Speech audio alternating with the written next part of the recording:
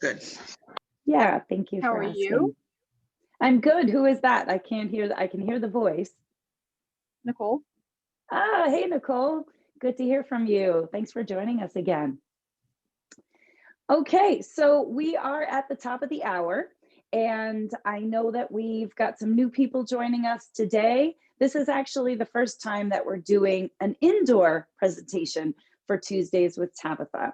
So for those of you that are new to us, because we've got people coming from a couple different directions, so some of what we offered was that for those of you that were with us for Vogue Knitting Live and were part of the presentation at that time, we offered you an opportunity to join us again today, perhaps with that being only a half an hour presentation. I know I was talking fast and I was felting fast. So we were hoping to be able to afford a little more time and opportunity and the opportunity to be interactive, to have additional people join us. Also, I am always looking for feedback. So some of you that are new that are joining us, I'm curious as to perhaps maybe this is just something more of interest, doing fiber arts and creative things indoors rather than maybe is more the animal stuff that we've been doing thus far outside on the farm. Or maybe you are just hearing about Tuesdays with Tabbethia now. So for all of you that are joining us, thank you so much for spending a little bit of time with me this morning. My Tuesdays with Tabbethia idea is always something that I've wanted to do.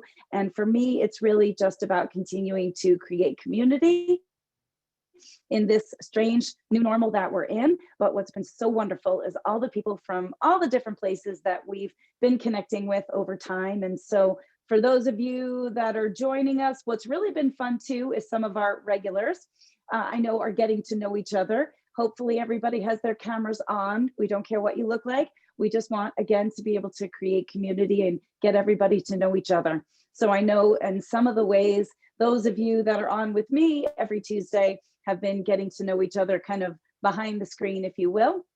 And then for those of you that are new, we certainly welcome you. So Grace is behind the camera. I'm on this side of things. I can hear you in my ear. I cannot see you, which is the part that I hate, but I do love hearing you. I really, really love connecting and interacting. And in all of our virtual presentations, I don't have the opportunity to do that. So that was one of the other things also with Tuesdays with Tabbethia, was that I wanted to really be able to have like a Q&A type venue so that you could really be getting your questions answered and just having that connectiveness that I think is so important for all of us this time. So remember, if you have a question at any point in time, again, if you're new, then you might not be aware of the fact that I could do this 4 hours talking to myself by myself. So make sure you do not wait for me to take a breath, because that will barely happen.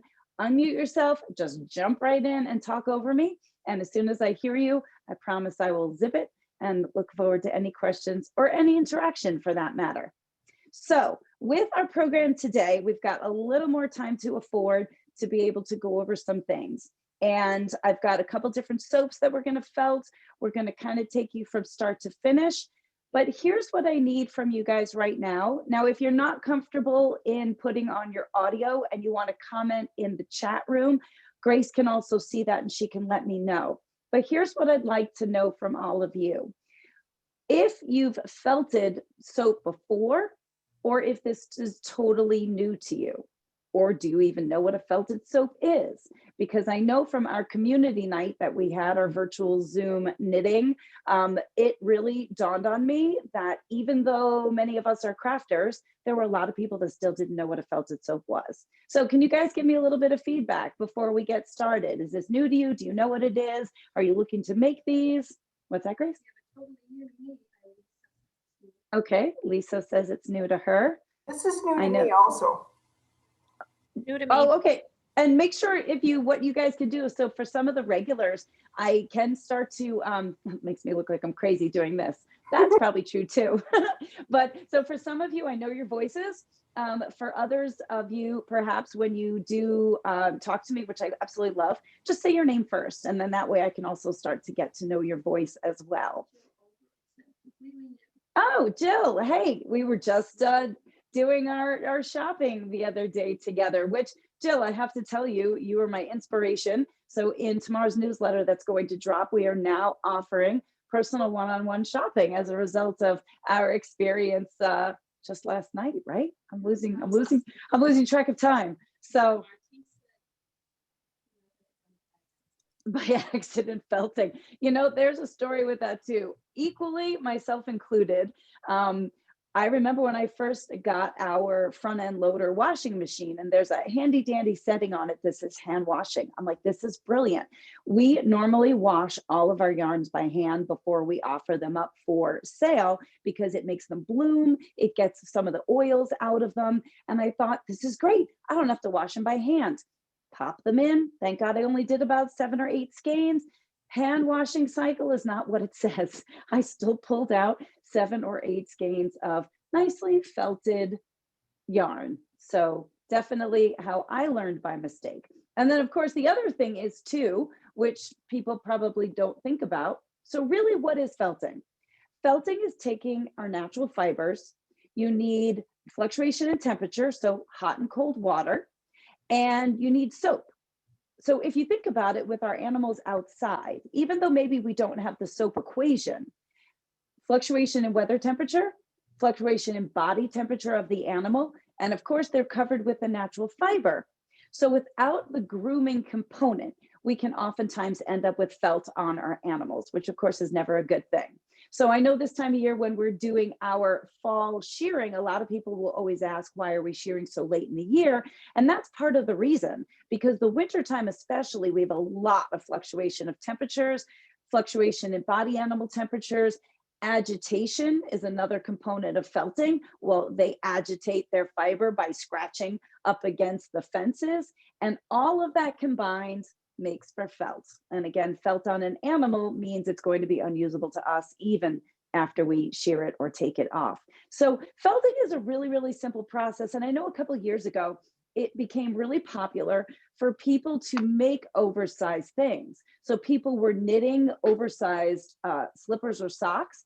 People were knitting oversized bags and then felting them, or even hats. I even have a felted hat myself. So these were all things that I feel like for a hot minute got to be really popular.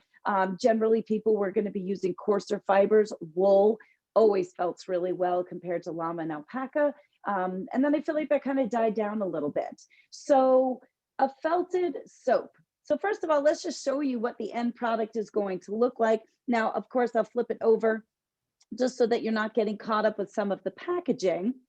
But this is for us what our felted soap is going to look like in the end. Over the past couple of days, I've definitely been posting some stories so that way people can see what they look like if they are unfamiliar to them. So I want to start with a couple things about why I think felted soaps are so great and why I'm so excited that now after all these years, some of you want to make your own, because for years we've been felting soaps. And I would always say to people, you can make them yourself because it does take time. And probably by far, we're not charging what we should for our actual felted soaps or llama loofahs, as we call them. But I would try to say to people, you can make them, you can make them. They're like, nah, we'll just buy them. It's easier. Well, now I'm so excited that all of you are getting involved in this and purchasing our felted soap kits. So now I want to make sure that you've got some instructions to go along with it, because as I posted on my story the other day, I didn't really have this thought out well. We did this for Vogue Knitting Live, and I'm like, let's put a kit together. Who's going to order it? So as Elizabeth and I were just talking, well, guess what? A lot of you, which is amazing. So do I have printed directions? No, I do not. Can I put them together easily enough? Absolutely. But we're going to take you through step by step. So if you're not trying this along with me, just be sure to take some notes, and I'm always available to answer questions as well. So a felted soap, for me, you can first of all use any kind of a soap that you might have at home. But Patty, I know if Patty is on, I think we were talking over Instagram, and she mentioned about some big bar of soap that she had. So here's the first thing that's my suggestion is you want to use a bar of soap that's going to fit ergonomically in your hand. You don't want something too large that's going to be difficult for you to manually manipulate it. And again, something that just fits neatly in your hand that you can grab onto, I think is a great size. So I find our bars of soap are anywhere between 3.5 ounces. That's generally a good size. We've got a couple of them here that we're going to work with today. The other thing that you want, which sounds like it should be a given, but I've definitely found it's not always the case, you want a bar of soap that's going to suds well. So I think sometimes for some of your soaps, depending, especially if you're looking to go more in the natural route, totally understandable, which ours are as well, but you really want to make sure they have a good sudsing factor to it. Now, regardless, you'll see our soaps have very sharp edges. That is not going to be a problem, but I'm going to give you a tip for that. So on the other hand, if you have soap at home that you'd like to use, let's just say even a rounded bar like Dove is coming to mind or something like that, that's fine as well. But if you've got sharp edges and you're a little worried about that, I'll show you a little tip that you can work around. So that's, of course, what you're going to want to start with. Now you're going to need some materials to be able to felt around it. So I have a couple of things here, and hopefully if time allows us, we will show you the difference between felting with wool as well as felting with alpaca. And that's just because that's what I happen to have on hand in the store right now. The one thing that I will say is that wool has more of what I call stick-to-itiveness. So when you look at these fibers under a microscope, I feel like I'm thinking of you there, Elizabeth. When you look at it under a microscope, they have individual, so you have your individual hair shaft. There are scales that come off the sides of these hair shafts. And so for some of us as knitters, crocheters, we might feel a certain fiber in a yarn and it feels prickly to us, or we call that a prickle factor. And so wool naturally has more scales on the outside than llama or alpaca. However, as you can imagine, those scales are what's going to help it to stick together. So wool naturally will felt better, easier, I should say, than llama or alpaca. I feel like llama would be the next step, then alpaca after that. That doesn't mean that alpaca is not going to felt, but it's a bit slipperier and it's going to take a little more time to be able to work through. So again, even if you've got, yeah, go ahead, jump in. Like, is softer wool, like superwash and stuff, have less scales? Is that how they make it softer? Superwash is a little scales? bit, yeah, superwash is a little bit different. That's a whole nother thing. And there's some chemical treatment process happening in there, but yes. So I think just looking at a natural fiber without anything being done to it to alter it, because superwash is not real. So yes, the finer the fiber, the less scales on it. So then you could imagine the less it's going to grip together.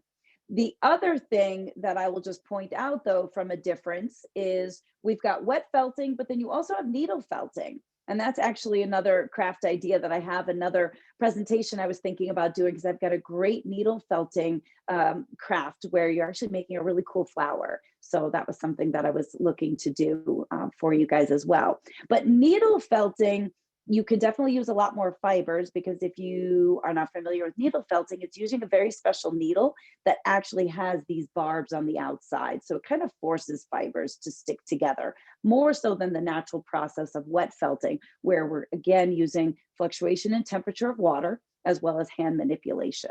So again, actually the coarser the fiber, the better. So I'll be honest, even right now in our store, we have a variety of Rambouillet roving, which is a finer type of wool. So these are the three colors that we've got right now. We've got a natural white, we have this really beautiful chocolate brown, and then we have this rose gray.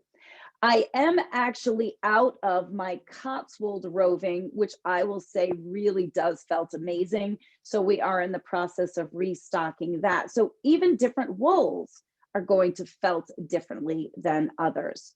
Somebody else also had a question when I was doing my Vogue presentation, which brings me to mind. Can you use raw fiber for felting? Obviously, if it felts on the animal, as I mentioned. So yes, you can. And there's just a couple of things that you have to think about. That carding process, that combing process that happens in between the raw fiber to getting what we call roving. So roving is after the fiber has been washed and then carded, which is a combing process, so that all your fibers are lined up and parallel to one another.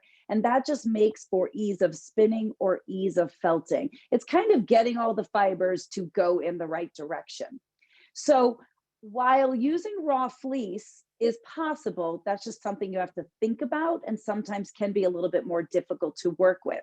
The part about the fact that the fleece is dirty is actually not a deterrent, because if you think about it, you're working with soap. And so as you are felting, you can also be cleaning that fiber that you might want to use. So one of the things that we've also done is we've used our de-haired byproduct. So when we are preparing our yarns, we de-hair the fibers, and that's removing all the coarse outer hairs, the guard hairs, as well as maybe some fibers that have a lot of debris in it. And so sometimes that makes for a good filler.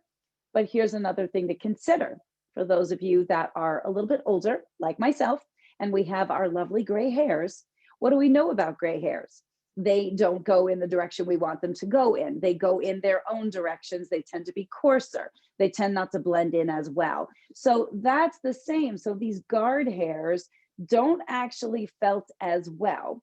And we sell our cat toys by using the guard hairs. So they tend to be a little fuzzy. They're kind of sticking out in different directions. But on the other hand, that can be a bit abrasive, which can be great in a felted soap if you're looking for a little bit more of that kind of exfoliant and don't mind so much of a fuzzier fiber. So I would say that's another thing too. Now, we don't sell our de-haired fiber because it also can be a bit dirty because it is not cleaned. But I just wanted to make mention just to give you another little perspective on different fibers and how they all work in the felting process. So that's the things that you're going to want to use. Now, one of the other things that we utilize, which is just kind of fun, is of course putting a little bit of color. So we've got some examples lined up here for some of the felted soaps that we're going to be working with today. And then even just for instance, this is kind of just a bag of scraps that we kind of keep handy that sometimes I like to utilize. And you'll also find in our store that we do sell 1 ounce balls of various dyed colored roving. So I'm just purchasing this roving. And one of the things that I will give you a tip as well, if you really get going on mass production of your felted soaps for the holidays, if you think you're going to remember the felted soap that you did versus meaning the scent of it by smelling it, guess again. So either make yourself little place cards and have them down in front of the soap, or for us, again, if you notice, taking a look at these soaps, we kind of tend to do everything color coordinated. So we use colors in order to help remind us of what the scent is, because you definitely get nose blind once you get into a bunch of these. So this here's lavender, of course, with the purples. For us, this is our sea glass. We always do blues because it's kind of a crisp, beachy linen. And then this one is pomegranate ginger, which sometimes I'll even put some other colors in it. It kind of over here depends on who is making our felted soap and how rogue or how crazy they want to get with their colors. I tend to like my colors to be minimal. That's just me, but maybe you want to do a felted soap that's entirely purple if it's lavender. So of course, the beautiful thing is the choice is yours. So that's just something else that I think I find is a little helpful hint that you might want to keep on hand. In particular, with our kits, we do provide you with not only the tag to be able to label the soap, the twine needed in the way we package it, but we also put in a little bit of colored roving of our choice to go along with the scent that you might have chosen. And then of course the base fibers. Now we've also weighed it out, although you can really do this by eye. And that would be the other thing as well. I know this is so much information. Who thought felting soaps could be so complicated? But depending on the size of soap is going to depend on the amount of fiber that you need. I like a generous covering of fiber because one of the things that can be a pitfall, which is going to be the hardest part of making your first felted soap, is that you really want to make sure that the ends are covered well. Okay, again, those little pointed ends, you want to have enough fiber around it, because what can tend to happen is as you begin to use the soap, if you don't have enough fiber covering around the outside and there's little holes, as this soap begins to soften after use, it becomes like a tube of toothpaste that has a hole in the side, or anything for that matter. So that now as you squeeze it, you're going to have some soap shooting out the side. And then, of course, you're not going to be able to utilize your felted soap in the way intended, because you're going to be losing your soap as it's squirting out the side of this big hole that you might have. So plenty of fiber coverage. For us, we've measured out that you actually just need about 0.5 ounces. So you really don't need a lot for our particular soap. So those are all the things that you're going to need in order to get started. Now, I'll talk about the uses of felted soap as I am felting, but I'm going to now lay out for you what works for me in terms of how I like to make the felted soap. So I've got my roving here. Now, this is just my recipe. If you're going to use our soap, I definitely recommend going along with that. If you've got your own soap at home, you'll have to find out what works for you. But felting also requires you to create a grid work of the fibers so that you have some running horizontally, you have some running vertically, so that they begin to mesh together. So that's definitely an important part of the process that I've learned a long time ago. So for me, what I'm going to start with are 2 strips that are maybe about, I don't know, don't quote me, I'm dimensionally challenged. Maybe these are about 5 inches, 6 inches, but that's going to be my base. And I like to kind of spread them out a little bit to kind of make a little bit more of like a spider web, if you will, because then what I like to do is lay on my colored fibers. So the first soap that I'm going to use here is our Hawaiian Jasmine. So for me, I don't know why we always do yellow. So I'm going to use a little bit of yellow fiber. And then I'm going to put in a little bit of purple. Let's get crazy, a little bit of the jasmine in there as well. So again, because I'm a minimalist with my color, this is literally all I feel like you need in order to be able to produce a lot of color, because it's going to be on our bottom layer. So you want some of your roving to get started as sort of like a net. And then now you're going to add on these fibers. And so what I like to do is just kind of lay them on. There is no rhyme or reason. Remember, this is art, so it doesn't really matter where it ends up, because you're going to be felting it all over the place. And then I'm going to just place on my yellow. I usually will run the color so that it is parallel to the fiber that I've started with on the bottom. Okay, so that's the layer that you're going to have. And then now I'm going to place on some more roving on top of it. So again, 1, 2, and I'm even going to get a little crazy because these are thinner, 3 and 4. It's like a sandwich. We're going to make a Napoleon. I used to make those back in my days when I worked in a restaurant in high school. It was my job. I was like the dessert girl. I had to do salad prep and making Napoleons. It didn't work well when you like a lot of sweets. All right, now the next thing is we're going to now be going and laying on that grid work. Again, I have no reason why, but for me, I'm going to pull off 8 1-inch strips. So 1, 2, 3, 4, 5, 6, 7, 8. Okay, again, this doesn't have to be science. And then I'm just going to lay them this way.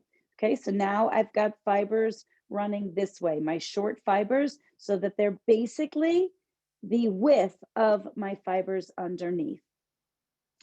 Now I'm going to do another layer of the fibers running long ways. So again, grabbing 4 pieces that are about 5 inches, 6 inches long.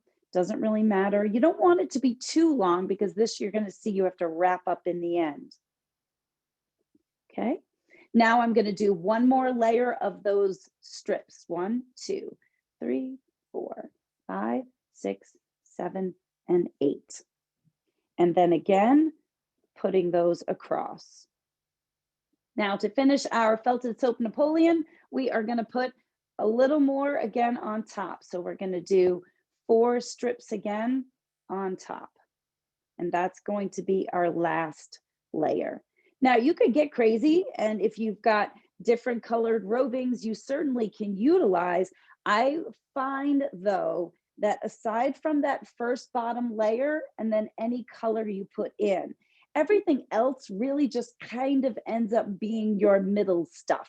So you definitely want to use a less expensive fiber. That's where sometimes we can use some of the dirtier fiber on the inside.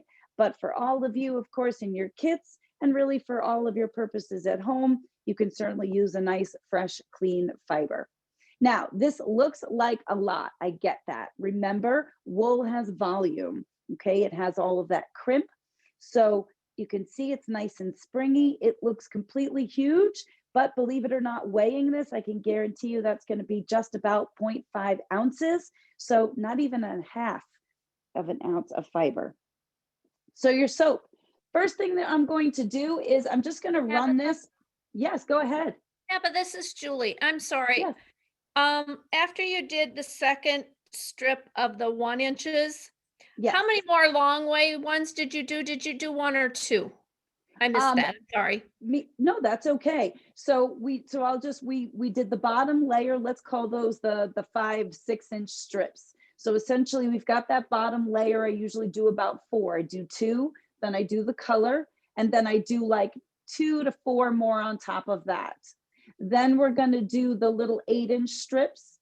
Then I'm going to do another 4 of the 6-inch strips. So kind of 2 layers. I usually do 1 strip next to each other, and then another 2 on top of that. Then 1 more layer of the 8 1-inch strips. Then 1 more layer of the 4 6-inch strips. So all in total, you're going to have 2 layers of the 8-inch, the 8 1-inch strips, and you're going to have 3 layers of the 4 5 to 6-inch strips. Perfect. Thank you. Absolutely. And again, that's what I find just works for me. Okay. So we're going to now go ahead and moisten the soap. I just find that I kind of like to get it started that way. I always tend to forget, but I didn't this morning. Make sure you don't have any rings on because they will just slide right off as soon as you get started. Definitely make sure you've got something in which you can roll up your sleeves.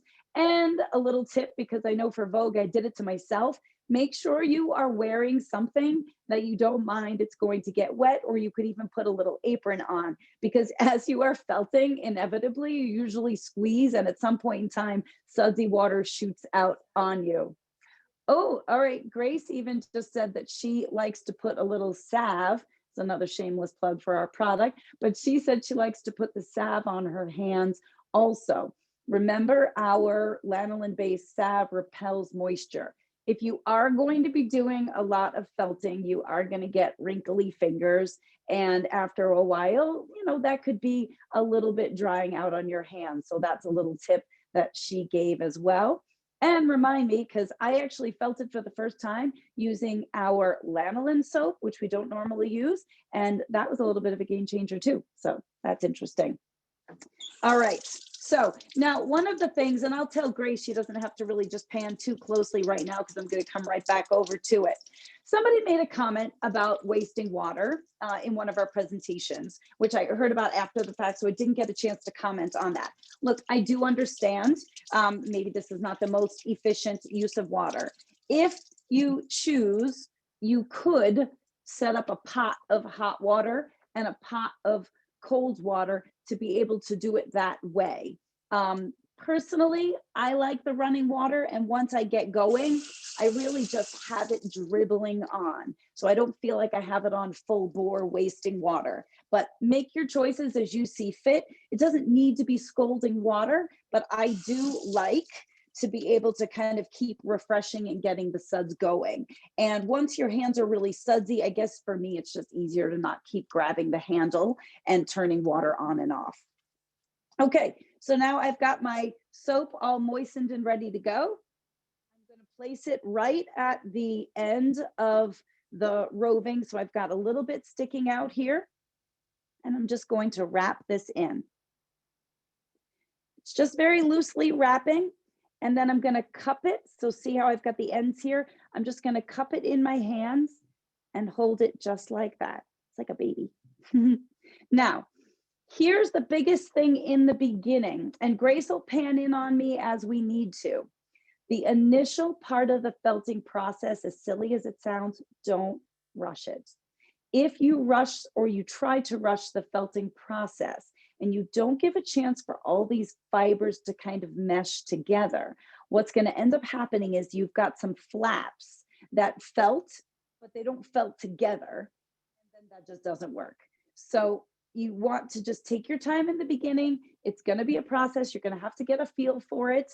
We'll have to get some of Grace's input as to maybe her thoughts as she's been newer to the soap felting process just in this past year. For myself, obviously, I've been doing it for years. And so it's one of those things, once you get the hang of it, you will never forget. So hold this in your hands. The biggest trick is going to be these ends. But right now, don't worry about the ends. Don't try to fold over the ends. Just have this in your hands, and you want to gently run the water over it. You don't want too much in the way of powerful water. And what I'm doing is I'm holding the fiber in my hands so that it all stays together. And I'm just trying to get it all wet. It is hot water, yes. I mean, right now it's not scalding, but it is warm. And that's why also I think I like it, because as I let it trickle, it will just kind of increase with hot water as it's on. Now, I'm also just opening up the bottom of my hands to get it wet underneath. And now I'm also just going to gently, I'm very gently just squeezing a little bit, because I want the water to penetrate through the wool, because I want it to be completely soaked, not just on the outside, but on the inside. Notice how I tend to cup it. I'm just kind of basically cradling all of the fiber in my hands. Now, I do want to get this a little bit hotter, so I'm just going to crank up this a little bit. Part of having that hot water also is that it does help to soften your soap, so that as you're felting it, you're getting those suds really coming through. So just do it to where you can handle that. A little slow here this morning. There we go. Okay. So now I'm just going to turn this on to a low trickle. Okay. Now, as I'm holding it, I'm very gently, just very gently doing some squeezing. Now I'm going to turn it over. You've got pieces there not even remotely felting together. I am just rotating my soap because I'm just trying to get the suds to start coming through. Oh gosh, you're asking a farm girl. I don't do anything with gloves. We just had conversations the other day about some things that we do without gloves around here. So to tell you the truth, I've not ever tried. I'm just a very tactile person. I like to be able to really feel what I'm doing. And I like to really, in particular, you know, especially with this felting, it's kind of really important to feel how the fibers are doing, how they're felting. You actually even have to be able to feel how it's starting to tighten up. So I don't think there's a reason why you couldn't use gloves. We could certainly run that experiment. Yeah, Grace just said salve is a liquid glove. So if you're looking to use gloves to help protect your hands, clearly that's not my worry at all. But we'll have to give that a try. I don't even think I own, well, we have gloves. We have gloves from COVID, but it's not like I own the gloves that you used to like wash your dishes with back in the day, the Palmolive commercials. Now I'm really dating myself. Please tell me. Okay, good. Grace says she knows what I'm talking about. Okay, so for me right now, I've got enough water. I've got enough suds, so I could turn my water off. I just want you guys to see what we've got here now. So I'm still very gently. It's going to feel very awkward. See how poochy this is? And my sides, see how I've got like these little flaps? All of that is okay. Now, what I'm going to start to do is now I'm going to turn it this way. And I just keep going in different directions. What you want to make sure is that you do keep going in different directions. Meaning, for instance, if you keep just going let's say in a clockwise direction, it's not going to help the fiber to blend together because now all the fibers are just going in the same direction. So just keep turning. There's no rhyme or reason.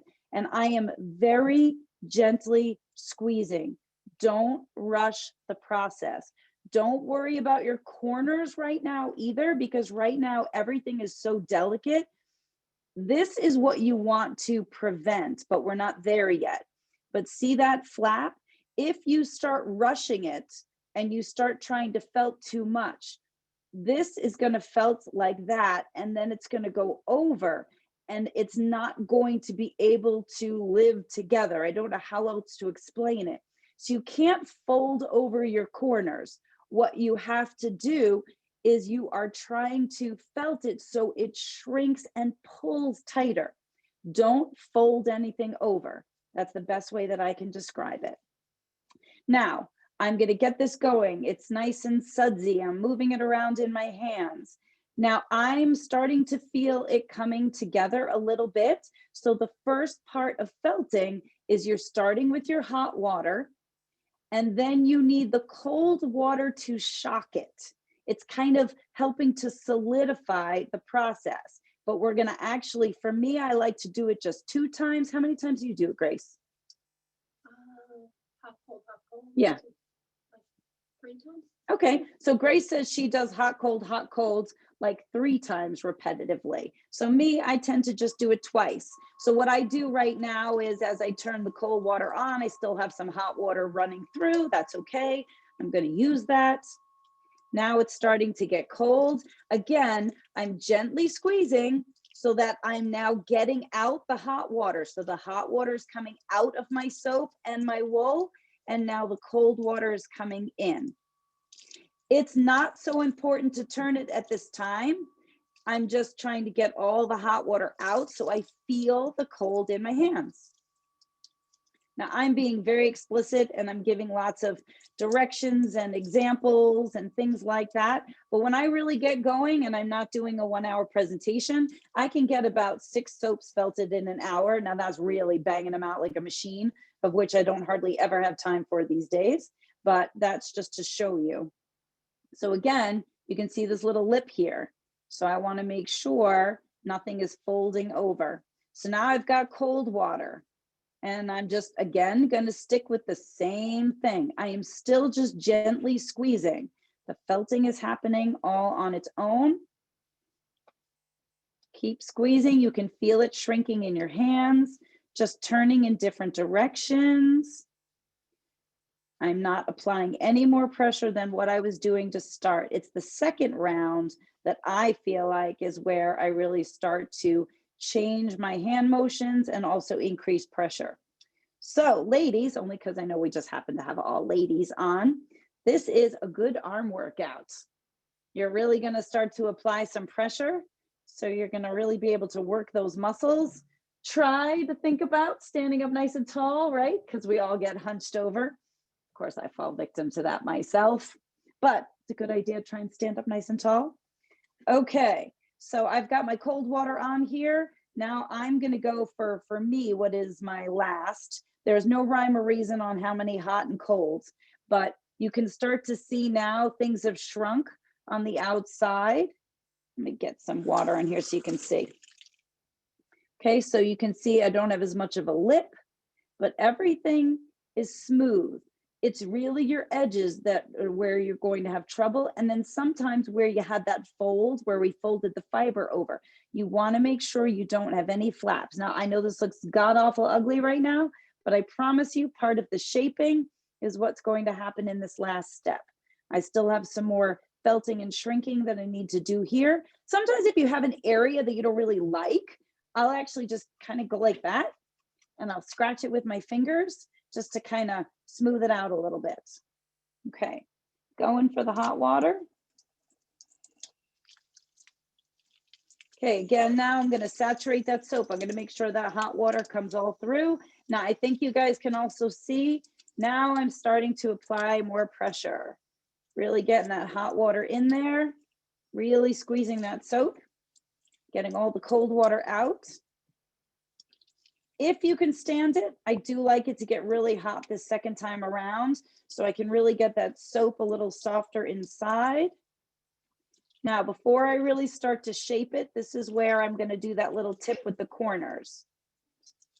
So what I like to do is I just take my thumb and I'm just going to dent the corners in, because I haven't made my soap look pretty yet. So I'm just using my thumb. The soap is soft inside now compared to when we started, and I'm just applying pressure. So now my corners are a little more rounded. All right, and then now here's when we're going to start to really rock and roll. I got to get out more. All right, so now you're going to see I do a little bit more of a rolling action. I like to just kind of roll it around in my hands. I'll try and get some of these suds out so you guys can see. You've got to find what works for you, but I'm just going to kind of roll it like this. And then you can also turn the soap. So now you're rolling it this way, turning it again, rolling it this way. And while I'm doing that, I'm using my fingers. This is why I said you want a soap that really fits in your hands, so that you can kind of continue to help shape it. If you have a soap that extends the size of your hands, I think it makes it a lot more difficult. So if you're rolling it this way, then you start to roll it this way, because what you're going to see, again, got a lot of suds. As you start to roll it this way, then it's going to push some of your wool out the ends. So you're rolling it this way. Then that's why you want to turn it, because now you're going to shape your ends a little bit more. So you're really just shrinking it. You're shrinking it in on the long sides, then you're shrinking it in on the short sides. And then every so often, I just kind of grab the whole soap in my hands. My fingers are on the outsides here. And then I'm going to roll it this way, kind of just pulling it all in. Someone just said they think their felting kits just arrived in the mail. Ah! Somebody said their felting kits just arrived. Awesome. I do apologize again for anybody that ordered the felting kits thus far. I really appreciate it. I'm really excited. Everybody is loving it. And it just took us a little bit to kind of work out some of the packaging and get them all packaged. I definitely have to fine tune that process a little bit, but they're super cute. So I hope you guys love them. All right. So I've got enough out of my hot water here. And so now for me, I'm just going to go for my last cold water. I can really apply enough pressure here that I feel like I can get done what I need to get done. Sometimes I'll just kind of hold the soap, because we like our stuff to look pretty. And I just shape it a little bit with my fingers. Turn off the hot water. Put on the cold water. That way, let me just show you where we're at. Okay, so really, I could stop here. If your soap does not feel super tight, what you have to remember is that as you use the soap, or as somebody else uses the soap, that's going to continue the felting process. So really, as far as how tight the wool is around your soap is a personal preference. But as long as everything is nice and neat, as long as there are no flaps sticking out, as long as there's no fibers jutting out, as somebody uses the soap, it's just going to continue to felt. It's just going to get better and better. So I'm going to run this one last time under the cold water. Again, just kind of squeezing. This is really just sort of the finishing process of things. The wool is nice and tight around the soap.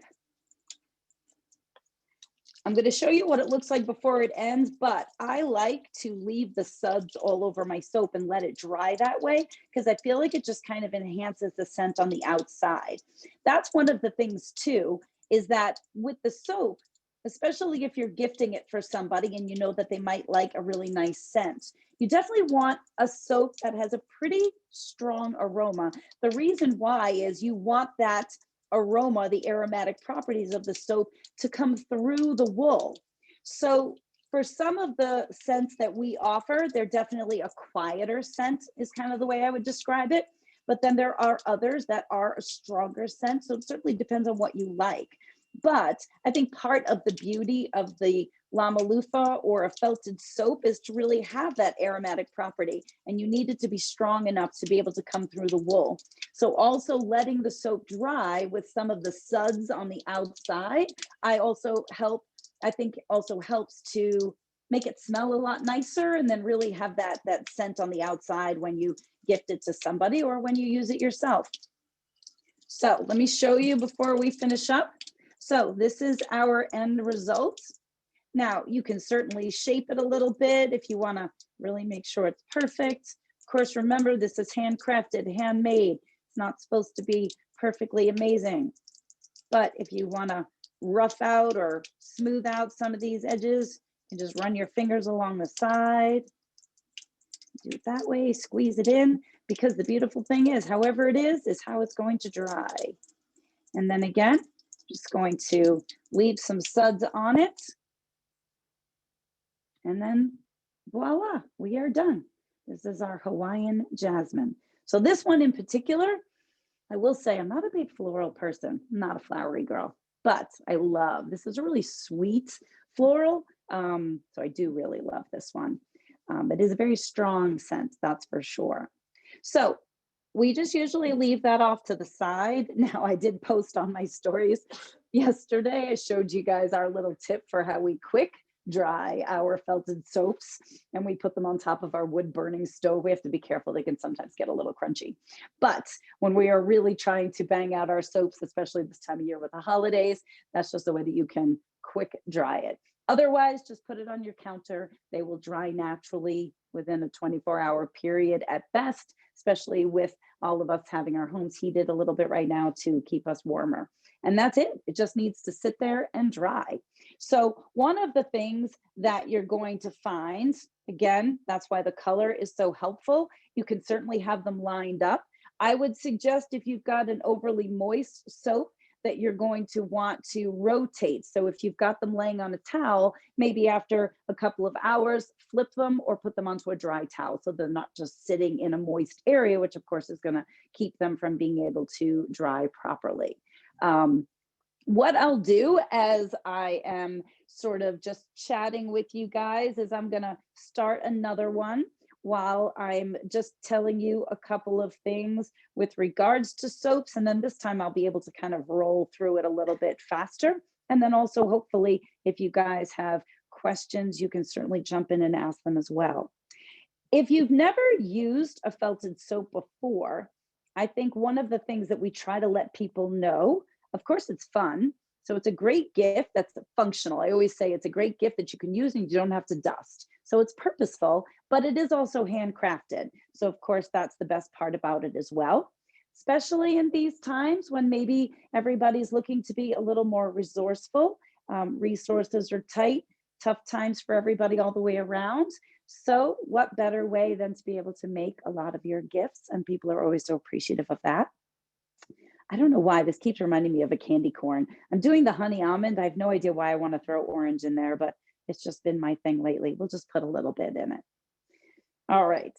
Now, the other thing about the felted soap is, so it's going to make your soap last longer. If you think about it, you've got your soap in your shower and you are just leaving that bar of soap in your shower. And so the moisture from the shower, but also oftentimes the direct pressure of the water hitting your soap is what's going to evaporate it or have it dissipate a lot quicker. So a felted soap also really helps to protect your soap, so you get so much more life out of it. Also, at the end, when our soaps start to break apart and we're all putting them back together and trying to make little balls of soap so we can get everything out of it we possibly can, having it in this felted wrap also means you're going to utilize more of your soap. So when I tell people that even if you use this every day, it literally can last 3 to 4 months easily, it's not an exaggeration.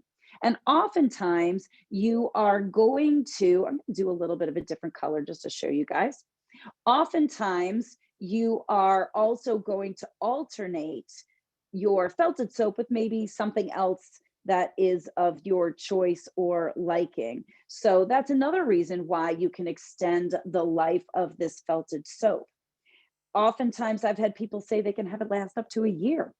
Some people like to travel with this because once it's dry, it's dry. And so you don't have that slimy bar of soap. If you're traveling, you just need to give it time to dry before you put it back into your toiletry case. So that's also something else to consider. Another thing in today's times that we are more conscious of environment and different products and carbon footprint.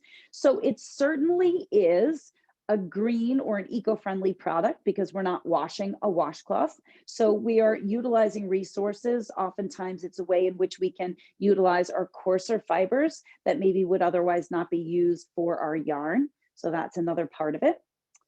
It does not leave any soap scum behind, doesn't leave any soap residue. So that's another thing. You don't have to worry about all that sliminess in our shower or in your soap dish. Yep, that's what I was going to say. So it also is antibacterial. People ask that all the time. They say, well, isn't it going to get moldy? So if you think about it, the animals are outside, they get wet, they don't get moldy. Could you imagine if we have moldy llamas? They would smell terrible. So it is naturally antibacterial. It does not get moldy. It will just dry and sit there and be ready for you when you want to use it. Now, after a couple of uses, it is going to lose its shape. So granted, it might look a little funny, might just look like a weird ball of fur in your shower. But the best part about that is it is like a washcloth. So it's very ergonomic. So the nice thing about these bars of soap is that for kids, it makes it super fun. Maybe if you have a hard time getting your kid in the shower or somebody else's kid in the shower or your grandkid in the shower or the tub. Another thing is, look, it doesn't matter whether or not you have dexterity issues with your hands or not. We're all dropping our soap. And so having a felted soap just makes it easier to hang on to and a little harder for it to slip out of your hands. The other thing is that as you continue to use it, oftentimes people are asking, well, what happens to it? Can you reuse it? I fall victim to this as well, meaning after you get through this bar of soap, it's going to keep getting smaller and smaller and smaller. And so when you finally get to the point where maybe you are no longer wanting to wash yourself with this tiny little pad of soap, a couple of things you can do. You could just roll it up into a ball, let it dry, and it's still going to have that aromatic property. So now it's something that you could stick into your laundry. You could stick into like your sock drawer, your lingerie drawers, for your underwear and things like that. When we were all traveling, I would tell people that you could put it into your luggage because it's great to just have in there as something to smell nice. So kind of almost like a little cedar ball, if you will, that sometimes we have into some of our stuff. Now I'm using a darker one here because it's kind of a good example for you guys. And you're only going to be able to see a little peak of color. So, look, somebody might say, oh, well, why would you want a dark color soap? Well, this is a honey almond. So I'm like, well, not. You've got different colors, different colored fibers. And also, it's a great way. Let's say white is not your thing. Let's say you don't want to have white in your shower. I mean, it is soap, so it doesn't really get dirty, but just gives you something different to work with. So one of the things, the reason why I wanted to also get this going is that I don't usually use my own shepherdess soaps. So the soaps that we use for our felted soaps do not have the lanolin in it. It is still an all natural bar of soap that we utilize. The fragrances are all chemical free, but to date, we've just used the lanolin soaps as our regular bars of soaps, and then the felted soaps do not have that in it. So we had this kind of oops batch, if you will, of the honey almond. And so this was the first time the other day that I was felting some of the honey almond soap. And I have to tell you, I could actually feel the difference. So I might now even offer those soaps as an option as well. I will say it actually feels creamier. It's actually even a bit sudsier. And then when I was done and I went to go wash my hands, there really was the lanolin residue on my hands. So kind of like the salve that Grace was mentioning that you could put on your hands in order to keep your hands protected from the excessive drying out of the water and all of the soap. It was kind of like already built in. I know it sounds a little silly, seeing as how it's my product. You think I would have known that already? So I just love how sometimes even I'm learning things as I go along the way as well. So I wanted to show you, I mean, I did this one a little bit different because I wanted to also show you guys how sometimes just putting different layers of colors that they will peek through. But of course, you never really know how that's going to be. It just kind of depends on how it all comes out in the end. So I think I've sort of listed all of the, oh, you know what? I forgot one of the other things. When you get to the end of your soap and you're feeling like you just need to still keep getting your money's worth out of it, instead of rolling it into a ball and letting it dry, you can also use it as a scouring pad. So I've had a couple of customers say that then they just leave it in their shower or their tub, and then they use that to actually scrub the tub as like a cleansing little scouring pad, almost kind of like a little Brillo. So remember, the fiber, even using your coarser fiber, it's not going to be abrasive, but it's still going to give you a nice gentle exfoliant. So that's also the other significance, you know, of this soap as well. So there are a multitude of uses, and I'm sure I've still forgotten about a couple of things, but a felted soap is really just a fun thing. They make great gifts. I always say it's a good price point. It's a good thank you gift. People will get them from us all the time for teachers' gifts. People will get them. I've actually had people get them as a dinner party gifts. And they were actually even my wedding favors. I did them for my wedding 10 years ago this February. And we did them all in white, and we had like pearl ribbon on them. And then of course we had cute little cards on them. So they really are just purposeful in a lot of different ways, and they can look and be whatever you want them to be. So I'm on my second round already, because really what I wanted to do is just show you how quickly I could get this done just by talking to you guys and doing the felting process without necessarily going down step by step. So I'm already on my second round of hot water. I'm comfortable with my felting process, so my hands are moving a lot quicker over it, of course. Now, interestingly enough, I do find, and I already knew this, but I do find that this brown fiber felt even a little bit differently than the white, even though it's essentially the same breeze. So different colored fibers are even going to felt differently.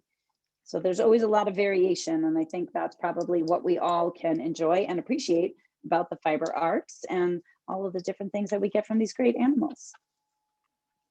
All right, so I'm already going to move on to my second cold process, which means that I'm going to be kind of wrapping up my felted soap already.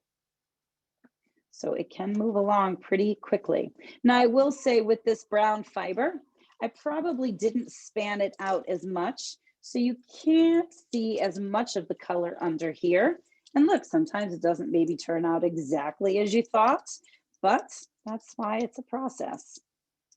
And it's still in the end handmade, and that's all that matters. And as long as you can see a little bit of the color, then the beautiful thing is you've also got the aromatic properties. So in the end, I can still see a little bit of the yellow through the brown. When it dries, you also have to remember you're going to be able to see a lot more. So that's even something that I forget too. So as I'm finishing this up, and of course, we'll kind of wrap up and go over things again, but any questions while I'm just finishing up my last cold, shocking process here of the felting? I hope that this has inspired you guys. It should not be overwhelming at all. It is a process. It is not going to come out great, probably. Oh, you did, Patty. I can't see it. You'll have to definitely post. So in the chat, I guess Patty is saying that she made one along with me. So that's awesome. It's a small one, and I'm doing another small one right now. So I'll make sure you do see them. Yeah, absolutely. Any questions or any tips, or how's it coming out for you? Is this your first time? First time, and I think it's working great. Okay, but you're awesome. right, you have to get a feel for it, right? So that's why I'm hoping the second one is probably going to be even a little bit better than the other one. Awesome. And then, yeah, it depends on what you're using. Because now I know, Patty, you were mentioning that you were going to be using something you had at home. And then remember, I told you that was going to be too big and that you should probably like cut it in half. So is that what you ended up doing? Actually, I cut it even smaller than that into thirds because I wanted to be able to practice more. Yes. Okay, good, good. Yeah, Yeah. And then, again, and then so it's a process too, because you're going to have to find what works for you and the soap that you're using. So absolutely. exactly. What's that? Oh, and so if somebody is asking if we can rewatch it, we do have this recorded. So we've not yet figured, I mean, not that it's a matter of figuring out, we just haven't taken the time to be able to have it available for other people to purchase. But we will be absolutely happy to send anybody that's been on with us the recording, so that way you guys can watch it back. And of course, as always, I'm here to be able to answer any questions, that you guys might have as well. But I'm sure watching it is going to be even better for you. So absolutely. I mean, the goal is just to be able to share all these different great things with the fiber arts. All right, Tabbethia, so you mentioned had what kind of soap to use. Is there a kind of soap to avoid? oh gosh, I feel like it's going to go back a little bit for me, because I know in the beginning, way in the beginning, I was doing, just utilizing soaps that I have. So I can't think of something in particular other than the mistakes that I had made along the way, meaning something being too big and then something not necessarily sudsing enough. The other thing that I would maybe try to think about is some of the soaps out there, maybe if they've got things in the soap, for instance, like I'm thinking of like an oatmeal soap or something coming to mind, you want a smooth coated soap. So you definitely wouldn't want to use something that has additives to it, meaning its own exfoliant perhaps, because I think that could also grab onto the fibers as you're trying to do the felting process. So that would be just something else that I would think about. And again, you saw my little tip. So even if you've got a soap with sharp corners, just remember somewhere along the way to push in those corners to try to help alleviate any of that perforation, because that's been another pitfall that I would say. The most common thing is that if you don't get enough coverage on those corners, and if there's even the little bit of opening, you have to remember as that soap gets soft, it can just squeeze out through any little hole. And then again, that really, really quickly, literally has your felted soap going down the drain. So that's definitely something you want to keep an eye on. So those would be the only things, not anything or any brand in particular that I could come to mind. Honestly, I've been using mine for years now. So, a good question. Any other questions that you guys might have? Again, I know it's a process and you've got to dive in and give a try. But anything with regards to the process, or any comments or any feedback, anything? No? All right. Well, I Well, definitely learned yeah. a lot, because I've never ever, I accidentally felted. I did. So it was nice to see the process right there and be able to, I am in my office right now, so I can't try it, but I'm definitely trying it later with some roving I've had sitting around. I don't even know how I got it. So I have a use for it now. Well, yeah, and that brings me, that's a good point too. So remember, again, this is not about, trust me, this is not about me selling more felted kits, although I'm happy to, of course. But actually, I think Nicole, Nicole's on, I think Nicole had bought to be with us today, and then just bought some roving. So remember, if you've got your own soap at home, but you don't have roving, that's really all you need, is just some roving. And I think that the biggest thing in my journey is it was hard to find places where you could just get small amounts. So even that's why, in particular with the colored roving, we just offered the small balls. I think we only have one left in the store, although we could do more if somebody told me there was a need for it. But we could, we just even have sample packets. Because again, even if you just want to add a little bit of color, or maybe from some other presentations, if we get you guys into needle felting, you just need a little bit of color, but you need lots of different colors. And I always found that was difficult to get my hands on. So we did do some sampler packets and these cute little clear plastic egg cartons. And, certainly we could do more. But again, just making it fun and just letting you utilize resources that maybe you've always had. Or again, giving you ways in which you can make inexpensive, handcrafted gifts, not only just for the holidays, but for any time of year. So I hope that you guys have enjoyed that. For those of you that have been new for today's presentation, I hope you enjoyed it. We tend to be pretty informal. We tend to have fun, at least I think so. And we are always continuing to switch up content. I think for some people, even when we're outside doing animal related things, most of the people on board don't have any animals of their own. It's just been a common thread of people being interested, wanting to support us, which we appreciate, and wanting to learn, which of course is so near and dear to my heart. So I know next week's Tuesday with Tabbethia, I am going to just do a farm focus on our sheep. So kind of tying in using the wool that we use today, being able to go out and spend a little time with Clover and Mumford and Lily and Jack and Jill, being able to talk about our sheep a little bit more, being able to talk about their fiber, their wool, being able to talk about the lanolin, and just leaving you guys an opportunity to get to know them a little bit more. Then I will also say we did decide, because we got some feedback, and I know 11 o'clock is not easy for everybody, but right now we can't do outdoor things in the evenings. So next Tuesday actually I have to check with Karen if she can do 6 p.m. But next Tuesday, we were going to do an evening presentation because I do have some people that absolutely could not join us today at 11. So if you know of anybody, want to pass it along, or for those of you that are with us, if you have an interest in joining us again, we will be absolutely happy to share the free link with you since you were already with us today. So just let us know. We'll be happy to do that. Again, this is just about community and getting everybody together to share like minds. So with that, please be sure to give me some feedback, everybody. Let me know other things that you're looking for, especially as we move towards these really cold months. I don't need to be standing outside freezing for an hour. And I know I'm definitely looking to keep this up at least till we get to shearing season, because once I get to shearing season, it's going to be a little tougher. So thank you for spending your time. I hope everybody has a wonderful Thanksgiving. I know that I'm super thankful for all of you and for the community that we've built.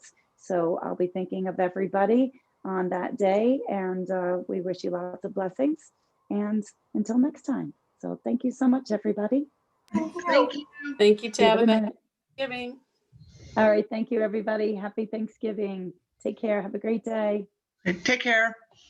Bye. Happy Thanksgiving. Bye-bye.